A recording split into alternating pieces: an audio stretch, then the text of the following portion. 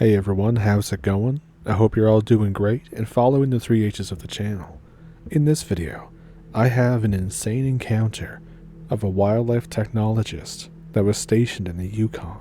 So if that sounds like something you're interested in, pull up a stump with me and let's get into it.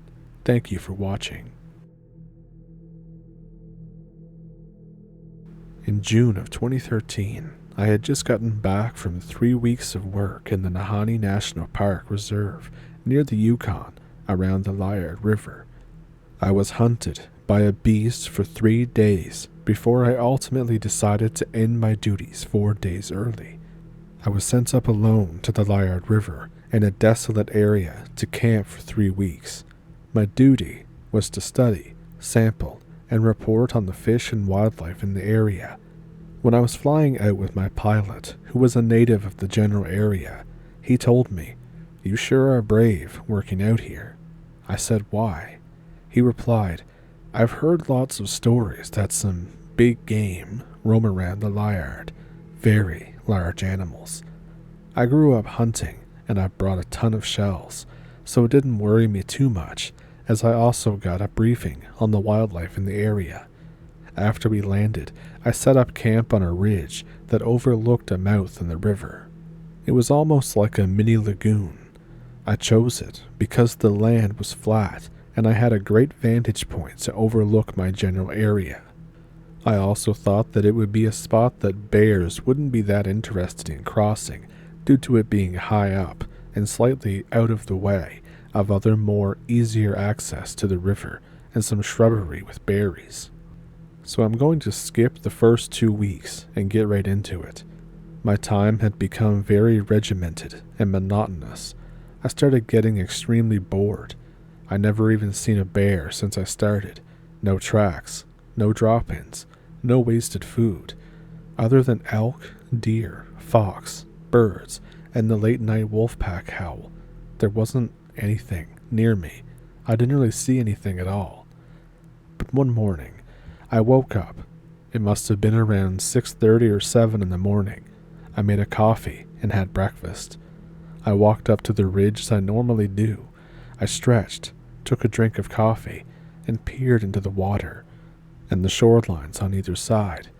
My eyes caught something out of place that I hadn't seen before. I looked out this view every morning and I got accustomed to everything in its rightful place. Every tree, every log, every rock. As I honed in, I noticed it was large and with black hair, but it was not a black bear. In my stash, somewhere, I had a small binocular. I abandoned the ledge and searched for it. As I had already spent 10 to 15 seconds going through a few bags, I realized that I am taking entirely too long. I ran back to the ledge, and it wasn't there anymore. I couldn't see any movement in the trees. This must have been about 400 to 450 meters away. I watched the same area for another 10 minutes and saw no signs. I continued onto the job. What I had seen didn't seem scary or threatening from what I seen in the distance, so I soon stopped thinking about it. I gathered some gear and headed down to the river to get data on contaminants in the water. It was maybe about 11:30 a.m. now, maybe 12. I'm getting bored of work. I kind of stop working and just chill. I look out across the river. 100 meters to the right side of my view, I see a tall black thing beside a tree.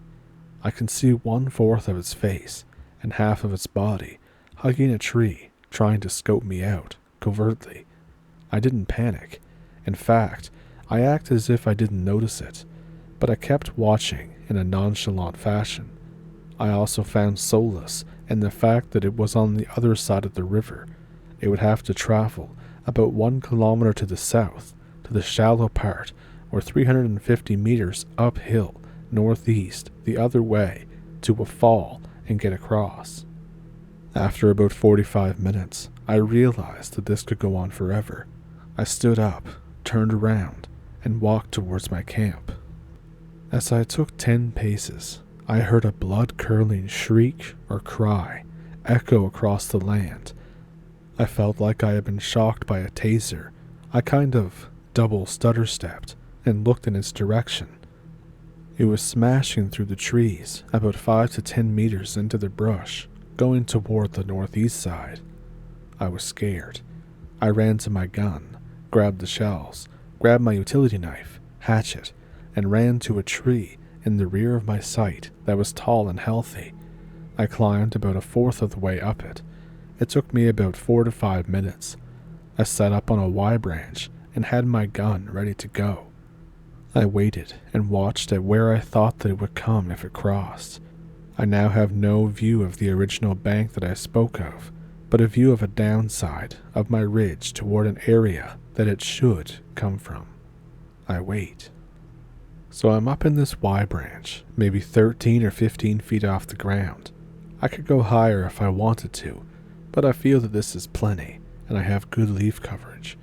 I'm silent, waiting for this thing to make it up the northeast side. Remember, I can't see anymore, so for all I know, it quit. Now I got my eyes fixed on the area that it should come up. 1 hour goes by. Nothing. No sounds. If it really wanted me, it could have gotten to that area within 10 to 20 minutes if it moved briskly. I set my gun down in the Y, and I climb as high as I can go, and now I have a good view of the downhill side. What do I see? Zero. Nada. I chill for 20 minutes and watch. Nothing. I figure I better get down and inspect on foot on the Riverview side. As I start climbing down, I hear what sounded like a gorilla doing its call. I freeze, solid stiff on the tree. I nearly crapped myself. It was loud, and coming from the downhill northeastern side. I quickly realize that it's gotten there in under 10 minutes, and it sees me, but I can't see it. I got to my gun, grabbed it, and went back up high, as I'm terrified now. It's got to be about 3:30 or 4 o'clock now. I sit and scope the area. Nothing. I know it's there somewheres. I call out an IE. It echoes, but nothing. 5 minutes later, I hear the same scream, yell that I've heard on the bank. It scared me so bad at the sheer ferocity and volume that I almost fell out of the tree. Anyway, after I hear the crazy shriek, I started panicking because I could not see the thing, and I am in a tree. All I could do was watch and listen. As about an hour went by, I could see on the hillside, northeast, black hair rise up in a crouching position from behind some dense shrubbery. I realized that this thing was laying down. What is it, though? I thought. The ape sound, laying down, crouching, standing. I started putting 2 and 2 together. This has to be true. A real Sasquatch. It has to be. Now I'm really freaked out. I point my gun to the air at a 45, and I shoot while I have my eye on the beast. It startled as it dropped down. Then it stood up and jetted through the dense bush down the hill. I could only see glimpses, or its shoulders and head here and there, but I knew I had it scared. I stayed up there for maybe another 25 or so minutes. I am certain now that it has abandoned to the other side of the shore. I climb down. So I get to the Riverview side. I see this mass of black walk across the falls, a very, very long way away. I can barely see it. All I know is that this thing is quite large, as I'm looking at it from nearly half a kilometer away on the northeastern side. I thought this would be a good opportunity to head down to the shore and grab my gear that I left behind earlier. I achieved so within 15 or 20 minutes without problem. At this point, I had a lot of data, enough to make my superiors happy. I came to the decision and conclusion that I would stop work and focus on staying alive because I do not know anything about the creature that was said to be extinct or a myth. Secondly, I threw the idea of switching camp while it was gone, and then I decided not to. It was too late in the day, and that would have taken me a solid 2 to 4 hours. However, I did decide to shift my tent right in front of the tree so I had access to it if anything came back, an escape route, if you will. I also quickly put a couple straps around the tree and threw it down a rough slope. Behind the tree, as a holy shit last resort exit, I would have to hold the rope and almost walk backwards down it. At the bottom of it is random brush and birch and pine trees for a good 1.5 to 2 kilometers, and then it hits a bend from the river. At that point, there is some fast white water and a good current for maybe 100 to 125 meters traveling around a bend that ultimately leads to the connection near my camp. After I shifted my tent in complete paranoia, I ate a quick meal of granola bars and jerky. I had a bunch of beer cans from the past couple of weeks.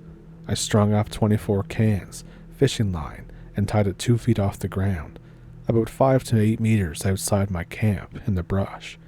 I thought that it could work as some sort of alarm system if the thing came back later while I was sleeping. After I strung it up, I went back into the tree with my gun. At this point in time, it's quite late. I'd say 7:30 or 8. There is sunlight, but not very much left.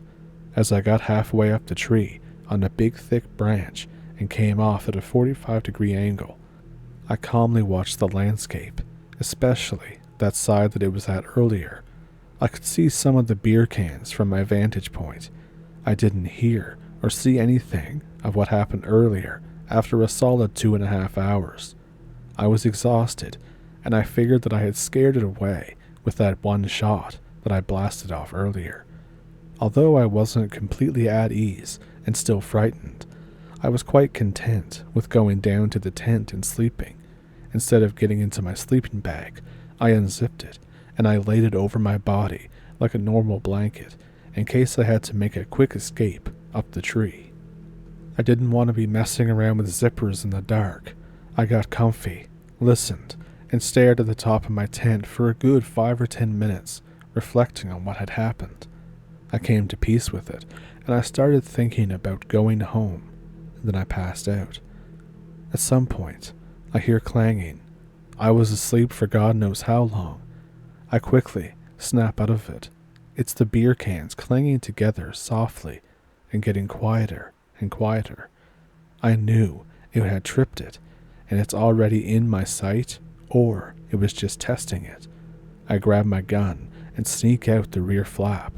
I hug a tree in a crouched position and span around it to the rear side of the tree, covert style. I am somewhat concealed due to the night, the tent, and the girth of the tree. I pull myself up on the first branch and then quickly climb the branches as if it were a ladder. As I climb, I'm looking and listening. I couldn't see or hear anything. The sound of the cans has stopped. There's a slight breeze, so I think it's possible that a gust of wind could have moved the beer cans. I stop at a nice position halfway up, overlooking my campsite in the northeastern side. I look to my right flank, and I see a black figure, a massive black figure at that. It's not moving. It almost looks like a tree stump cut off at the 6 or 7 foot mark, and you were looking at it in the dark. It then made a huff sound from its nostrils, and then moved forward towards the tree. I made a whimpering sound, and then I yelled. It grunted and ran for the bush. Now I know that this thing has a very serious interest in me. I think that I am in its territory, or it was passing through and seen its first human. Whatever the reason, I thought it doesn't really matter. I don't know anything about this animal or what it's capable of. I also don't want to kill it, if possible. Now I'm just standing up in my tree watching. I can't hear it in the brush now, but I know it's there, and I know it's watching me in the tree. I decide to go higher. I get up high and wait. After about 30 minutes, I see not only one, but 3 other black figures crouch out of the bush into my sight. They all stand and slowly walk and crouch around the campsite. I couldn't help but think, what the hell have I gotten myself into?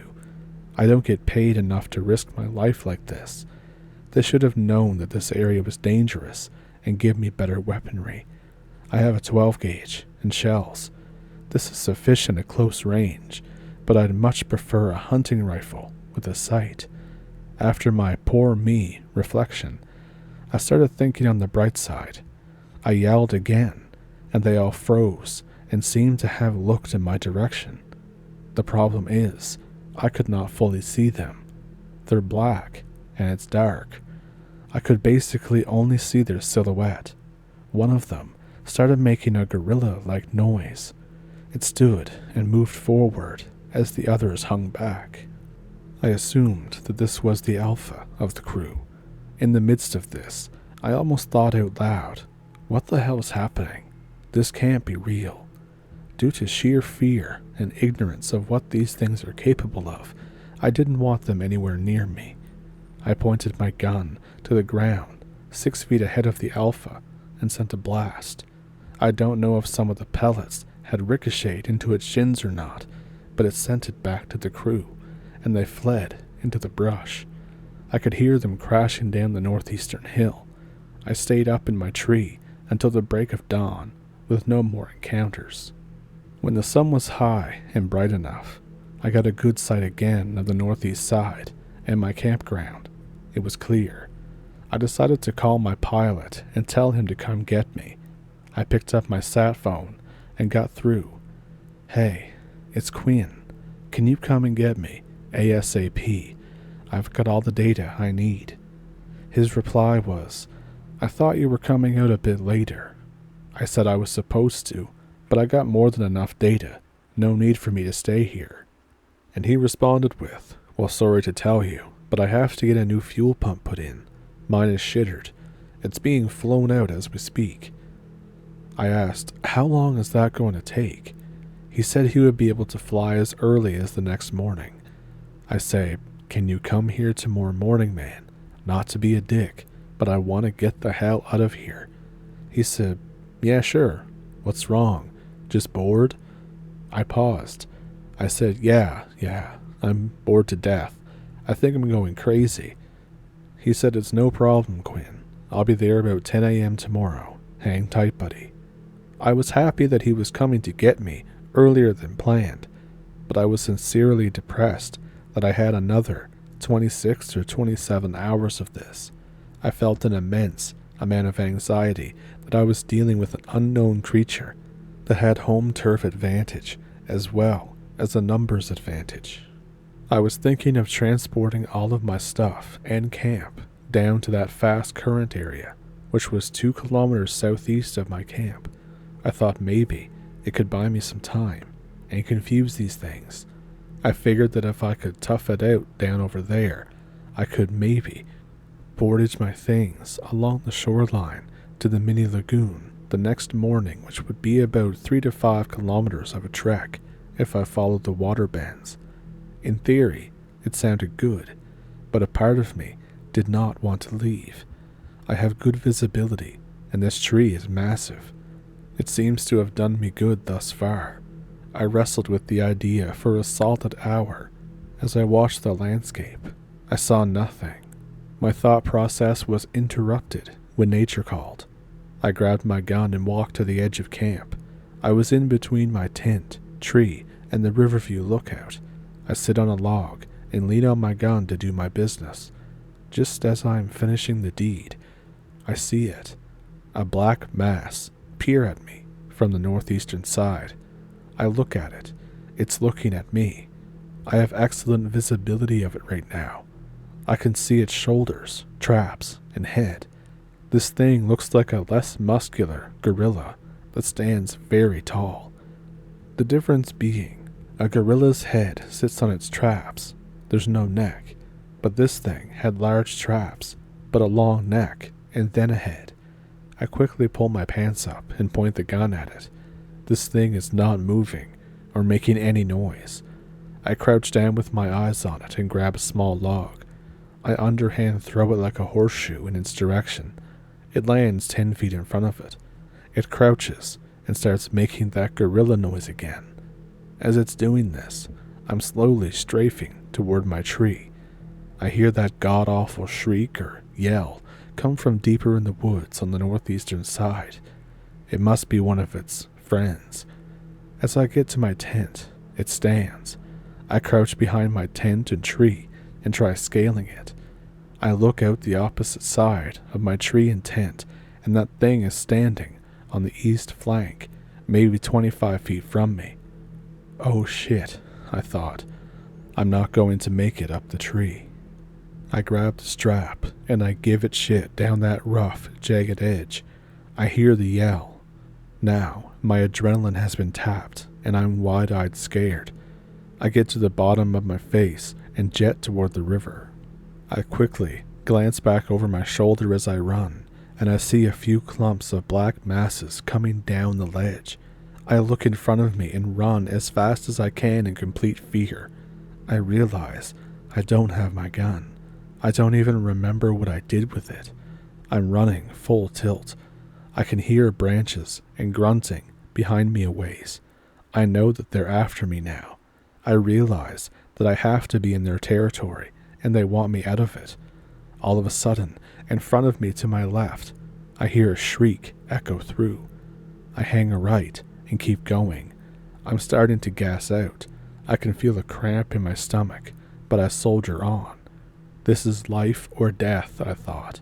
I continually hear branches breaking behind me and grunting. I looked behind me and saw nothing but some trees moving maybe 20 meters behind me. These guys are fast, very fast. I had a sizable head start, and I'm pretty sure they had trouble making it down the cliff. So I thought. This sight and realization really tripped my inner flight gene that we all have. I dug down deep and booked it. Just as I'm catching my second wind, I hear the rush of white water. I can see the clear whiteness through the leaves and branches. I dash for it. I get to the shore. I turn and look. I see the black masses smashing around in the brush and getting closer. I thought, I can't run anymore. This isn't going to work. I look into the river, rushing around the bend. I decide to jump in. This was probably one of the most dangerous things I've ever done. In fact, I get really lucky right here. When I get in the water, it's ice cold, freezing. The current is great. This is the first time that I've ever been swimming in a current, rapid-filled run of water, and I have no life preserver. As it took me, I struggled to keep my head above water. The first whitecap engulfs my head and takes me under. I can't swim up. I feel like I'm stuck in a cyclone or something. I curl up in a ball and sink deeper. Then a current catches me and pushes me farther down. I can now swim to the surface. I gasp and choke. Another wave smashes me, and I go under. At this very point, I think I'm a goner. I'm completely gassed out. No energy. I don't even care about the animals anymore. I think about my wife and kids. They're never going to find me, and I'm a goner. I'm dead. I come back up to the surface, and there are no more rapids, just current. But it's of no use. I'm not strong enough to swim out of it. I just float around through the course. I see a tree and a bunch of big-ass rocks sticking out of the river. I thought, this is my only chance to not drown. I grab the branches, and I hang on for what must be maybe 2 seconds. It was long enough to stop my body's acceleration in the river. It was going strong enough to break my grip, and then I smash into the rock 3 meters past it. The current has me pinned on the rock. I kind of work my way around it to a spot that had a lot of edges and cuts. I climb it. I get 3/4 of my body out of the water and onto the rock. I lay on it face down and think that that was probably the dumbest move that I had ever made in my life. If it wasn't for that tree and rock, I would have drowned for sure. That was sheer luck. I looked at how far I had gone. It must have been about 150 meters of white water. That may not seem like a long run, but with no life preserver and running from a pack of animals for a couple kilometers. It's enough to put many out of commission, believe me. I look down the river, and I cannot see the creatures. After 10 minutes of lying on the rock, I get up. I feel an immense pain in my left side where my ribs are. It was where I smashed into the rock. I think a couple of them are probably cracked. I walk the shoreline for about 3 or 4 kilometers. I get into the mini lagoon where my camp is, and I go up the Riverview path to my site where all of my gear is trashed. I crouch low and view the northeastern side. I don't see anything. I notice my gun is laying in the dirt behind the tent and tree. I get up and make a dash for it, grab it, and look to the northeastern and eastern side. Right now, I am mad. I'm thinking, screw the environment, screw these animals. Yes, I am intruding on their land, but I've got a family, and I'm not dying out here. Nothing comes out. Nothing is around. I look at my caved-in tent and food supplies all over the site. I look at one black case that is still intact. Thank God, I thought. That thing is what gets me a paycheck. It's still good. I grab some granola bars and eat them like a pig. I pound back a liter of water without stopping. I climb the tree and stay there with my gun. This time, I'm not leaving. I don't see the things for the rest of the afternoon or night, not even a sound. I pass out on the Y branch, sitting up. I awoke at dawn in the same position. I didn't see the things anywhere, no signs. I still stayed up in that tree for 3 hours. Then, I hear a buzz, a familiar sound that I hadn't heard since I got there. The bush plane is back. Thank God. He lands in the lagoon. I climb down, grab my black case, and make my way to the plane. He's on the pilot's side floater and says, "Buddy, you look like garbage." I look at him and grin and say, "Some bears crashed my party. Forget about the belongings.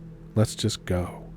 I went back home and didn't tell anyone anything, but eventually I told my wife, and she said that I should post the story on the internet anonymously. And here we are. If you don't believe the story, it's cool. I'm just happy to be alive. Oh, and my ribs, they're fine. There were no cracks or breaks. I definitely think it was Bigfoot or Sasquatch. The way they moved, the way they looked, the noises they made were all very similar to the gorilla and the ape. Although very, very large, I still had a feeling that the gorilla is much more wider, more muscular. No doubt this thing is tall, but the gorilla's wider and more muscular. They seemed more intelligent than your average ape. Maybe that's why they survived and stayed unnoticed for so long. At the end of the day, I think it might be just a different species of monkey with a lot of stigmatization and dumb, spooky names. Yes, it was very dangerous, but so are gorillas. And if you're wondering, I work for the Ministry of the Environment as a fish and wildlife technologist, which is my technical title. There are a few small groups of us that are willing to do the deep wood excursions. At the time, a lot of new mining and oil drilling jobs have been taking place up north, so I would go and study the impacts it has caused on the environment. That was my only excursion of 2013. But about those creatures again, I had the feeling that they wanted to hurt me, or at least run me off their territory at the very least. That's why they were chasing me and screaming. It's possible that they would have been scared if I stood my ground. However, I didn't want to take that chance. The river was idiotic, but it worked out, so I can't really say it was a mistake. If I went back with what I know now, I would have risked the Sasquatch. That river's no joke. In fact, I'm actually terrified of whitewater rapids now. I'll never go whitewater rafting or kayaking. Screw that. And if you're wondering about where I was, yes, the most significant amount of the Liard River runs through the Northwest Territories. The smaller sections run through the Yukon and some parts of northern BC. I went to the Yukon because there was some fly-by-night drilling around that neck of the woods. But yeah, that's everything. Believe it or not, it doesn't matter to me. Again, I'm just glad to be alive. So that encounter was absolutely crazy. These woods up here in Canada are no joke. If you liked the video or enjoyed it, feel free to like and subscribe. And you can comment on the video, share the video, tell all your friends, subscribe, all that great stuff. It really helps the channel grow. And if you would like to donate to the channel or send in your own story, there are links in the description below. And on YouTube, there's memberships and super thanks.